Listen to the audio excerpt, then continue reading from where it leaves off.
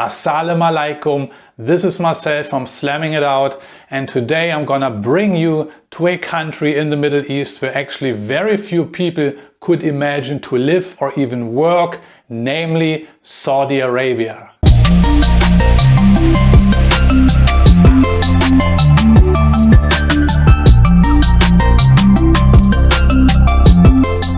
A few years ago, I received a surprise call from Riyadh, the capital of Saudi Arabia, and I was asked to join the Ministry of Defense. Yes, the Ministry of Defense. It was not a hotel which was calling, but the Saudi Arabian government. And the Ministry of Defense, they are running a facility which is called the Security Forces Officer Club, and they were looking 4 years ago for an executive chef. So I gave it a thought and I decided to take this opportunity. So since I never worked in the Middle East, I thought it was a great opportunity. Saudi Arabia, I think, was a little bit special even at the time. I know from other expatriates that they don't like to move to Saudi Arabia. They don't like to work there because of different reasons. You know, everybody has different personal reasons not to go to one place. So I knew Saudi Arabia is not very popular. But for me, I was always curious, you know, I've never worked in the Middle East, Saudi Arabia. So I thought, let's give it a shot. I remember when I arrived at Riyadh International Airport, a big chaos was going on. And I thought, this is not real, because there were hundreds, if not thousands of people waiting in front of the immigration to actually enter Saudi Arabia.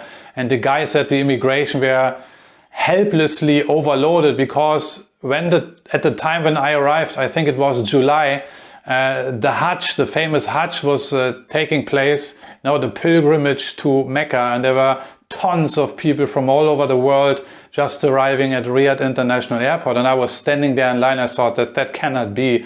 And these immigration officers, they worked so slowly, I didn't know what to do. But luckily, I was picked up by my employer. They sent some people and they talked to the immigration, since my new employer actually was the Ministry of Defense, so it belonged to the Saudi government. These guys pulled some strings and I could then suddenly very easily pass through the immigration. And I must say, they really took great care of me. They picked me up from the airport. They put me into a hotel. I remember when I entered the hotel room, they organized a big fat fruit basket with a greeting card and tons of food and chocolates and other amenities. So that was very cute. And I thought, wow, what a great welcome, and I really hoped I will have a good time. During my entire time in Saudi Arabia, and I only spent actually a few months, but during this entire time I always felt very welcomed by the Saudi people. This is what I hereby can and want to confirm. They treated me very nicely. And they made everything happen that I feel comfortable in their country and in their surroundings, because they know that many people don't like to live in Saudi Arabia because it is a very strict country.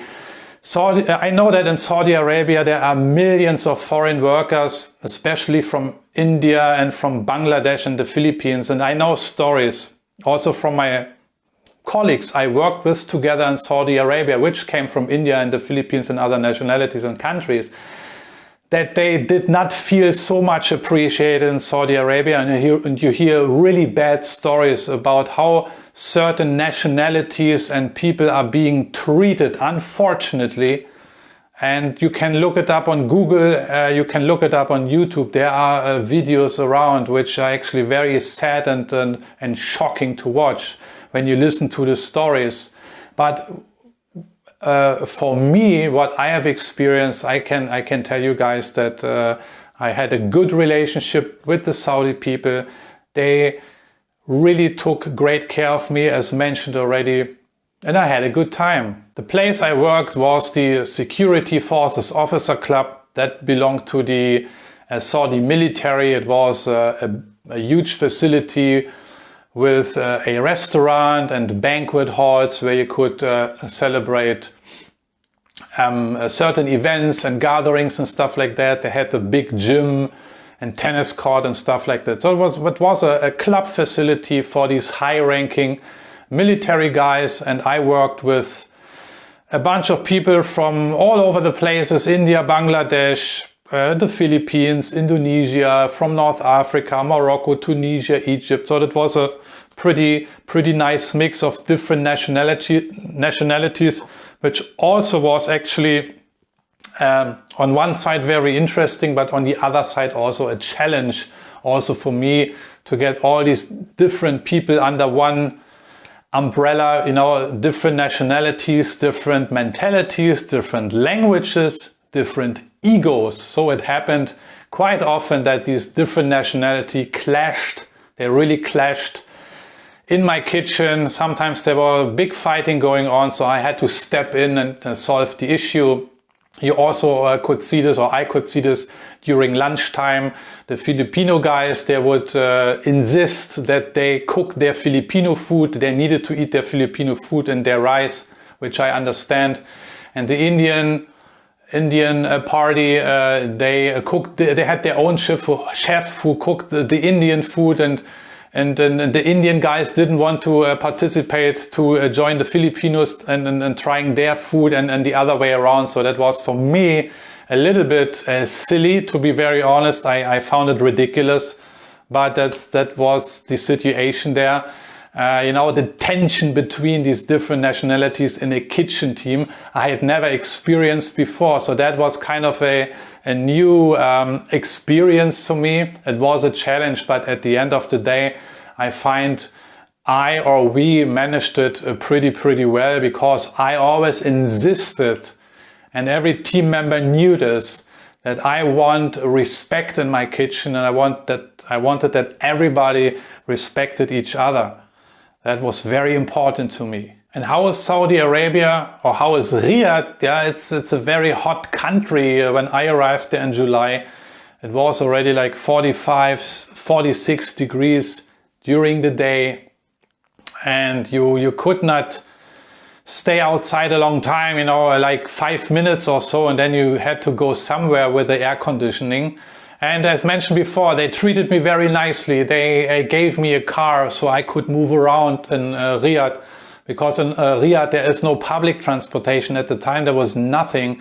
As far as I remember, there was not even a bus or anything. No trains, no subways, no nothing, no buses, only taxis. So they gave me a car, they gave me an apartment. Like I said, they really made everything happen for me. They wanted me to feel comfortable there. And when I was around outside and shopping and stuff like that, I remember when I needed to shop for a SIM card. You know, at the time it was very difficult to even obtain a SIM card. That's unimaginable for us. You know, in other countries, when you are a tourist, you arrive at the airport, you see these people already waiting. They're behind the immigration, they're selling SIM cards and all that kind of stuff, which is very important these days. In Saudi Arabia, it was not so easy to obtain a SIM card 4 years ago. I had to go with my colleague from the Human Resources Office. We had to go to a shop, and then we had to wait there and fill out some documents and blah, blah, blah. And I remember there was another guy, another Saudi guy, and he was also doing some business there, and he found out that I'm from Germany, because he asked me, so where are you from? I said, from Germany. And then he started to get very happy. Habibi, Germany, very good. And I don't know, but that happened many times to me. So yeah, it seemed that everybody liked me. I think the Saudi people, they have a special relationship with Germany. One can assume why that is. It's probably about the history, you know, but this is a different story. But, you know, for me, whenever I went outside or met other people, as soon they figured out that I came from Germany, they suddenly started to smile. They started to like kind of be very happy, and they started to chat, you know, even their English was not very good, but they always wanted to communicate. They always wanted to be in touch. Yeah, this is what I felt. They were not shy then suddenly to talk to you. And this is also what I experienced. The Saudi people actually are very curious when it comes to foreigners. You know, I think foreigners from a certain area, let's say from Europe or from America, as silly as it sounds, but they can be very curious, and that's kind of funny because you don't have so many foreigners in Saudi Arabia, who especially Western foreigners. I'm talking about the Western foreigners. You don't have that many in Saudi Arabia because nobody wants to work there, and that's why also Saudi Arabia actually pays a lot of money. They're paying the highest salaries in the industry, in the hospitality industry. They pay really a lot of money because they know they have nothing much to offer but money. And that's really true. Saudi Arabia is a very, very rich country. And certain things are very cheap, like the gasoline. Now for the gasoline, I paid like 20 US cents for a liter. But yeah, they pay high salaries. And they know they have to make it attractive for Western people because it's a very strict country. You know, it's a Muslim country. Everything is very strict nowadays. They're opening up a little bit. I know that now women are also allowed to drive the car. That was not the case 4 years ago. Everything was really, and I could feel it also. It is a complete different environment. Yeah, Riyadh is a desert city basically. There is not much going on. Yeah, there are no parks. There's certainly no oceanside because it's in the middle of the desert. So by nature there is no ocean, but it's just hot. You know, there is just a lot of dust because of the surrounding desert, and there are no, like I said, no parks and no other things. You have some restaurants and stuff like that. The only place you really can visit and go are the shopping malls, which are really great and fantastic, I must say. I've never seen such clean and spotless shopping malls like in Saudi Arabia. This is something what really surprised me also. And huge shopping malls and huge grocery stores. Everything is like gigantic and jumbo size. Like it reminded me of the United States when you go to a Walmart, when these shopping carts are like almost big like a car, you know. Like, so yeah, you have these kind of things, the shopping malls, but other than that, there's not much to do. So I'm not a guy who is going to any bars or discos or clubs. I'm not doing this stuff anymore. I used to do it a long time ago, but I don't do this anymore. So for me, it was okay to be in Saudi Arabia or in Riyadh. But for many Western guys, you know, they need that because it belongs kind of to the Western culture to go outside with your friends, you know, to hang out in a club, in a bar, or in a restaurant, you know, stuff like that. And you don't have that in Saudi Arabia. So the private life, the personal life kind of is very, very limited. Yeah, very restricted also.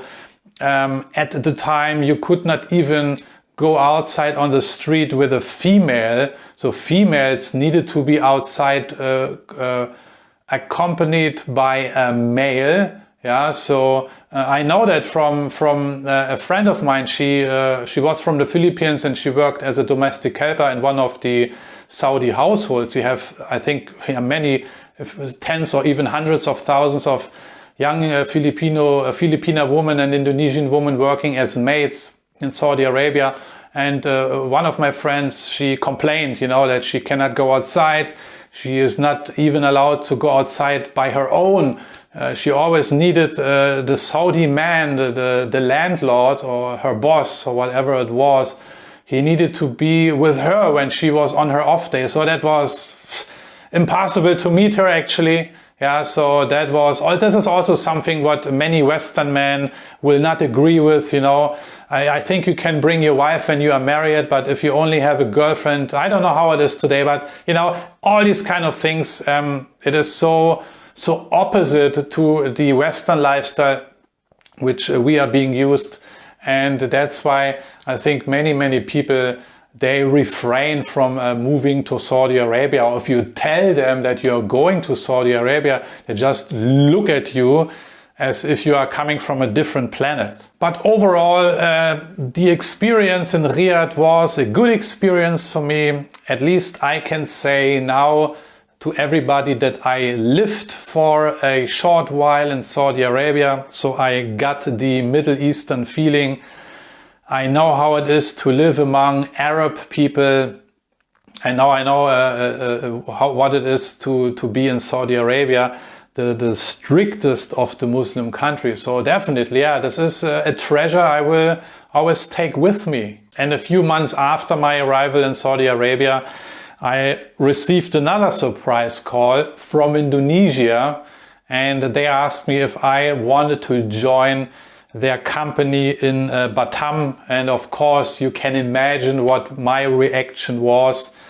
Of course, I said yes, and I took the offer, I signed the contract, and was very happy actually to move to Indonesia. I was happy to move back to Indonesia. It was not the first time that I went there, it was the second time, because the lifestyle in Indonesia just suited my lifestyle much better. Also the mentality of the people in Indonesia. This is what I used to get along with. And if you want to know more about my experience in Indonesia, then please check out my video. I have made a video of my work experience in Jakarta and Medan and Batam. It's on my channel, go check it out. Alright, and if you want to know more about my travel adventures around the world, then I urge you to get this book. It's called Slamming It Out, and I released it last year. It's all about my travel adventures, and not only that, it is also packed with useful tips, tricks and other tools if you want to become a better and more professional chef. And if you are a kitchen leader, if it happens that you are leading small, medium-sized or even large teams, then I urge you to check out my online course which I released on Udemy. It is called 9 Leadership Principles for Becoming a Powerful Team Leader. And this online course is for all who want to upgrade their leadership skills, who want to upgrade their communication skills. If you have problems with your team or certain team members, if you want to improve your relationship with them, if you want to improve your communication skills, if you want to know why delegating of certain tasks is so important, if you want to learn why praising your team members is very important, then check out this course. The link is in the description. Alright guys, that's it for today. Thank you for watching my video. If you liked it, then please click the like button for me. Give me a thumbs up, and if you have any questions, suggestions or any other comments, then please put them in the comment sections below. Also, please check out my website marcelr.com, marclr.com. There you can find my blog, many more videos and other great content. And with that being said, I'm checking out for today. Stay healthy, stay safe, and don't forget, always keep slamming it out. Take care. Bye bye.